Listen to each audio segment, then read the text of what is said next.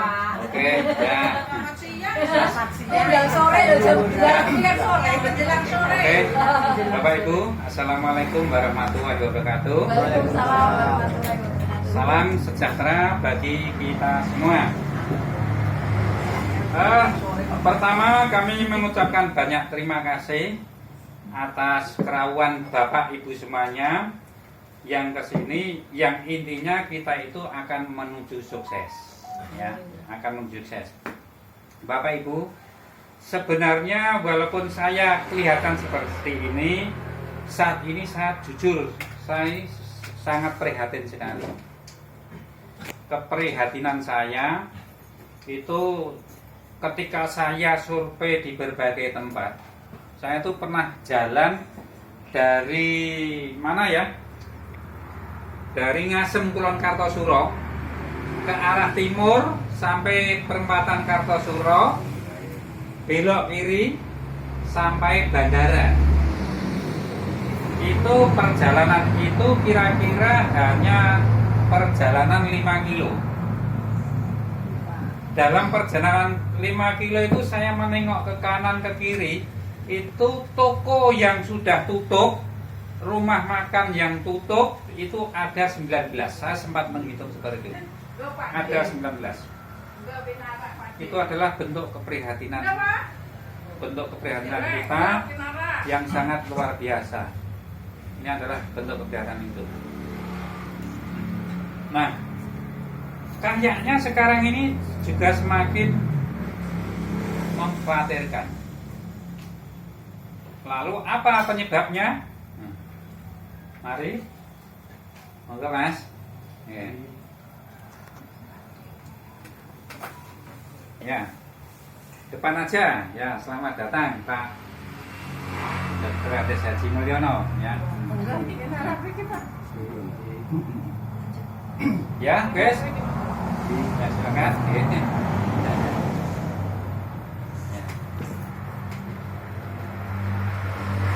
Kita lanjutkan, ya. Depan nih, depan. Permasalahannya jujur, dengan adanya pertambahan penduduk yang begitu banyak, itu otomatis kebutuhan akan pangan juga sangat meningkat. Salah satu sisi petani tradisional tidak bisa mencukupi kebutuhan akan pangan. Akibatnya apa, Bapak Ibu? Akibatnya sekarang ini harga beras merangkak melambung naik terus. Yang dulu dari per kilo itu hanya 8.000, naik menjadi 9.000, naik menjadi 10.000. Saat ini di bulan Desember ini sudah naik menjadi 12.000. Itu contohnya. 12,5. Nah, bahkan ya itu Pak Tentara bilang ada yang 13 ya Bu? Masya Allah 13.000. Juga harga telur misalkan dari 23.000 merangkak naik-naik saat ini sampai 30.000. 32. Berapa? 33. Ya Allah, luar biasa sekali sampai 30. Ngeri sekali. Nah, permasalahannya apa? Memang kita harus sadar bahwa dengan adanya jumlah penduduk yang semakin meningkat, petani tradisional, peternak tradisional belum bisa memenuhi untuk kebutuhan pangan tersebut. Salah satu sisi lahan pertanian semakin menyempit. Salah satu sisi lahan pertanian semakin menyempit. Oleh karena itu, skala prioritas saya di sini yaitu bagaimana agar kesediaan pangan bisa tercukupi. Alhamdulillah Bapak, sekarang sudah ada pakar-pakar, ilmuwan-ilmuwan, para profesor-profesor yang menemukan teknologi yang sangat canggih dan luar biasa. Sekarang ini ada produksi dari bisnis online bahagia BOB yang mengeluarkan yaitu pupuk yang namanya pupuk cair booster bahagia.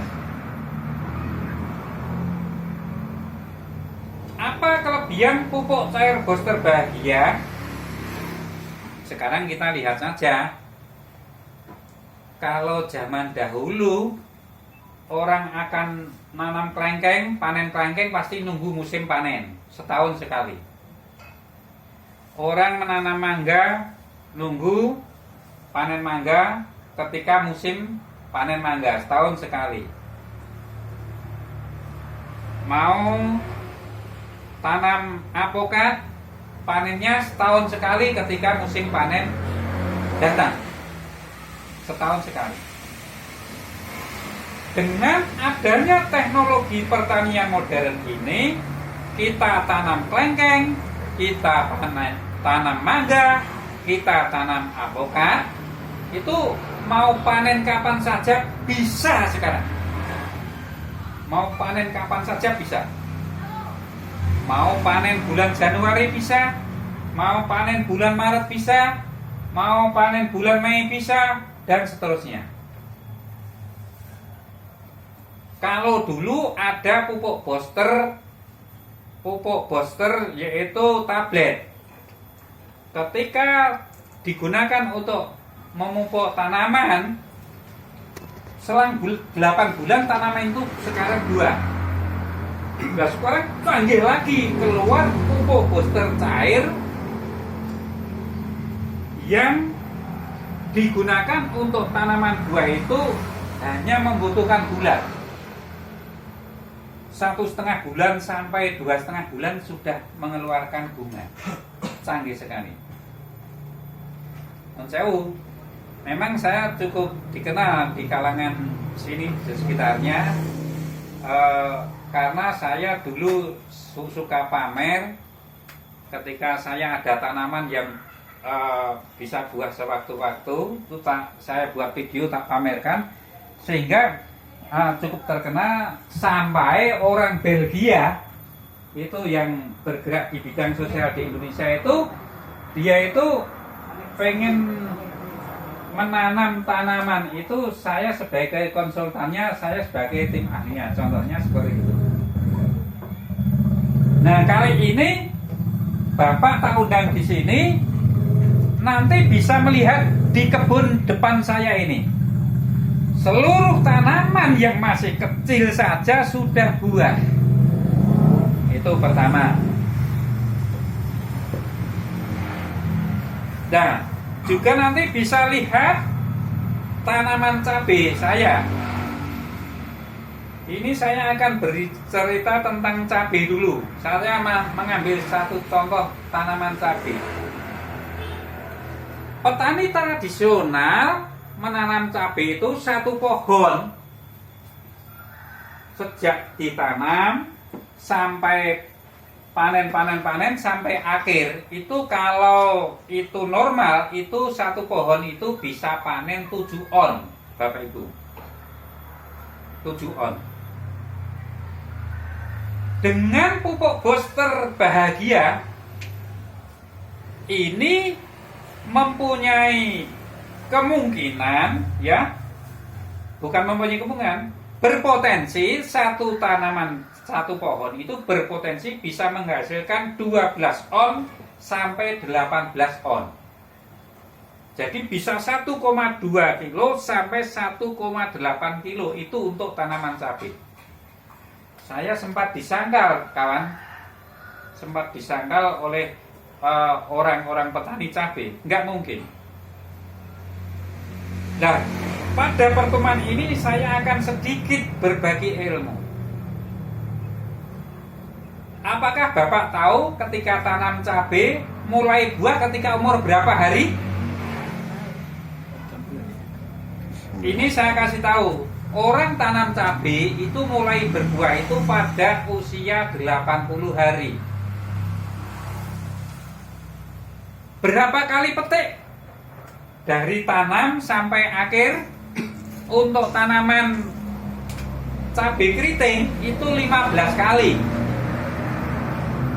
Untuk petani cabai rawit itu bisa 18 kali. Itu. Nah, panen selama 18 kali itu bisa berpotensi satu pohon menjadi 7 on. Ketika saya mengatakan itu nanti bisa berpotensi panen 1,2 kilo atau 12 on sampai 18 on, mereka tidak percaya. Kali ini saya akan membuktikan. Saya tanam cabai baru usia 1 minggu, ketika sudah keluar akarnya, cabai itu saya pupuk dengan pupuk cair Booster Bahagia. Umur 1 minggu. Selang 9 hari itu tanaman cabai saya sudah mulai ada yang keluar bakal buahnya. Artinya yang semula panen cabai, panen pertama kali itu cabai umur 80 hari ya, dengan pupuk Booster Bahagia itu berpotensi umur 35 hari sudah mulai buah dan umur 45 hari sudah mulai panen. Jadi panennya maju. Itu pertama kali. Petani tradisional ketika sudah petik sampai ke 15 kali atau sudah petik sampai 18 kali, cabai itu sudah mulai mati, sudah tidak produktif lagi. Akhirnya diganti. Pupuk Booster Bahagia tidak begitu. Ketika sudah kita petik dalam waktu 15 kali atau sampai 18 kali, tanaman itu kita pupuk lagi dengan semprot. Maka tanaman itu akan tumbuh subur lagi, melungsungi seperti ular itu. Bisa melungsungi seperti ular itu ya. Sehingga cabai itu berpotensi panen 27 kali sampai 35 kali. Bayangkan. Yang semula umurnya hanya 7 bulan sampai 8 bulan berpotensi bisa umur sampai 2 tahun. Sehingga di sini dalam penanaman cabai itu akhirnya berpotensi satu pohon itu berpotensi panen 1,2 kilo sampai 1,8 kilo. Nah, sekarang kita mengalih bukan cabai, mengalih ke tanaman jagung. Pupuk Booster Bahagia ini mendapatkan penghargaan yang namanya rekor muri. Kenapa mendapatkan penghargaan rekor muri? Karena tanam jagung itu 1 hektar bisa menghasilkan 26,5 ton per hektar. Bisa mendapatkan 26,5 ton per hektar. Mesti Bapak Ibu menyangka, nggak mungkin. Dulu loh, saya ini Pak, ini saya memakai kaos pioner Pak ini. Saya memakai kaos pioner. Ini saya mendapatkan penghargaan dari PT yang membuat bibit jagung pioner. Pada tahun 2012 itu saya sempat berhasil tanam jagung 1 hektar bisa berhasil 13 ton. Karena berhasil 13 ton, saya mendapatkan penghargaan dari pioner. Saya dibayar saat itu sampai dikasih uang, saya kasih TV, saya kasih kulkas, dan sampai pentas saya nanggap dangdut di lahan pertanian tanaman jagung itu karena 1 hektar menghasilkan 13 ton. Itu sudah luar biasa. Nah, setelah itu dari PT Pinar sekarang sudah biasa 1 hektar itu berpotensi panen 13 ton sampai 14 ton. Itu jagung.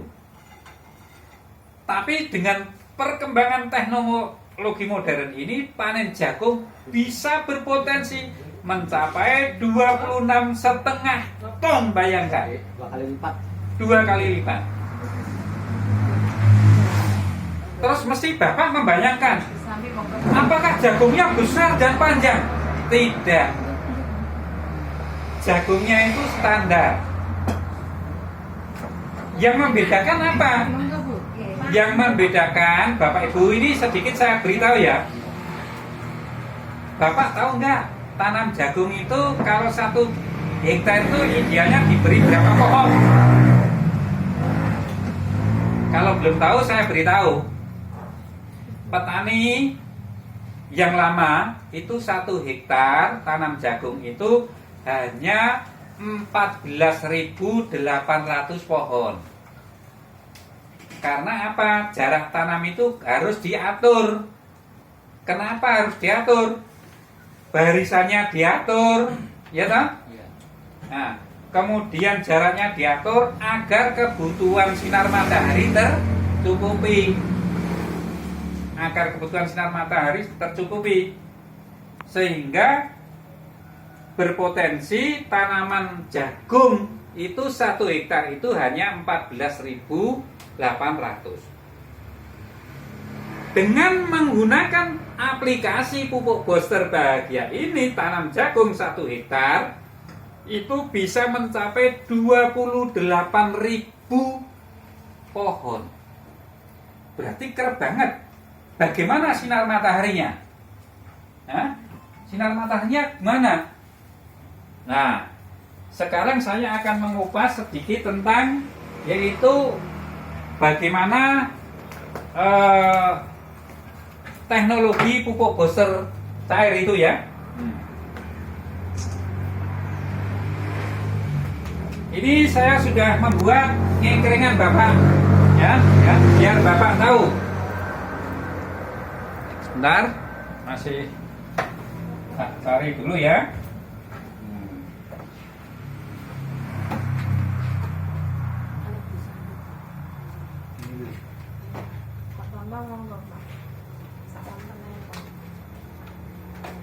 Oke. Pupuk cair booster bahagia. Ini saya akan informasikan kelebihan dari pupuk cair bahagia yang diinformasikan oleh BOB, Bisnis Online Bahagia. Sekarang serba online kawan. Kalau kita tidak online kita akan ketinggalan. Ya. Nah, pupuk booster bahagia merupakan sistem pertanian modern dengan sistem bioteknologi. Apa yang dimaksud bioteknologi? Bio berarti hidup. Ini artinya menggunakan makhluk hidup. Teknologi adalah penerapan ilmu pengetahuan secara modern. Itulah inti dari pupuk cair booster bahagia. Kemudian potensinya bagaimana? Nah, bagaimana penerapan bioteknologi kok bisa modern? Pertama, dari segi kelebihan ini, di sini pupuk cair booster bahagia ini mengatasi krisis kekurangan pangan. Tujuannya berpotensi untuk mengurangi krisis kekurangan pangan. Kemudian yang kedua, meningkatkan produksi tanaman budidaya. Maksudnya budidaya itu ya bisa tanaman cabai, bisa tanaman terong, bisa tanaman tomat, dan bisa itu kelengkeng, bisa itu apokat. Itu yang kedua, meningkatkan produksi. Yang biasanya seperti yang saya katakan tadi, biasanya 1 hektar jagung panen 13 ton, ini berpotensi 26,5 ton. Nah itu. Yang ketiga, meningkatkan daya tahan tanaman hama. Bapak Ibu, sekarang ada vaksin yang namanya vaksin booster.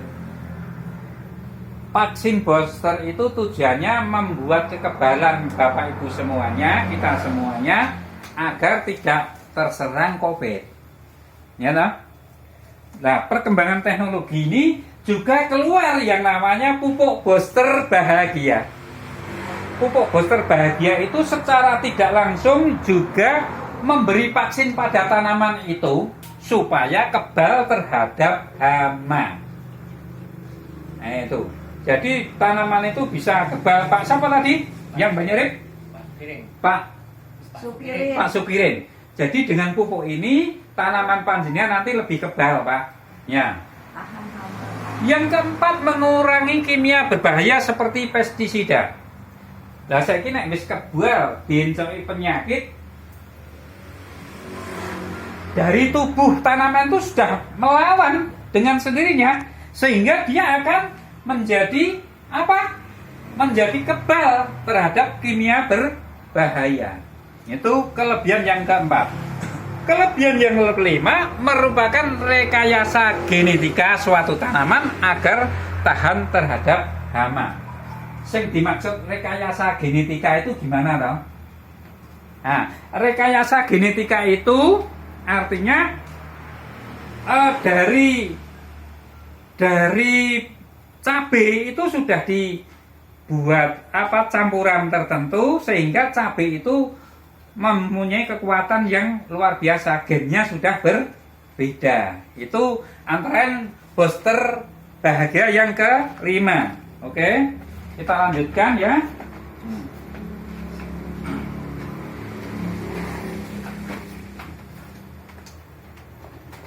Ini yang keenam, melalui rekayasa genetika agar bisa membunuh hama yang menyerang. Jadi biasanya hamani padi itu apa toh? Nah, nah di sini sudah dengan disemprot dengan pupuk itu nanti ada genetika yang berubah, namanya rekayasa genetika. Mosok itu ibaratnya begini Bapak Ibu, ibaratnya kita itu pusing kepala, terus minum obat, yang diminum kan masuk ke perut, tapi juga berdampak ke kepala. Contohnya itu antara lain. Kemudian yang 7, tanaman dirancang agar tahan terhadap herbisida dan insektisida dengan cara rekayasa genetika tersebut. Dari urean tersebut akan berpotensi gitu meningkatkan produksi pertanian. Nah itu akhirnya tanam jagung mendapatkan penghargaan rekor muri. Di mana? Mosok. Di mana tempatnya? Lah ini tempatnya lahan milik Perum Peruri di Desa Sinardaya, Kecamatan Teluk Jambi Timur, Kabupaten Kerawang, Jawa Barat. 1 hektar panen 26,5 ton. Banyak pohonnya ini, maksudnya ini. Maaf. Tadi saya keliru ya. Banyaknya pohon 87.600 per hektar. Saya tadi keliru. Maaf. Nah, secara umum 42.000 pohon. Tadi saya keliru ya. Saya ralat. Ini tak catat ini. Banyak pohonnya 87.600 per hektar. Secara umum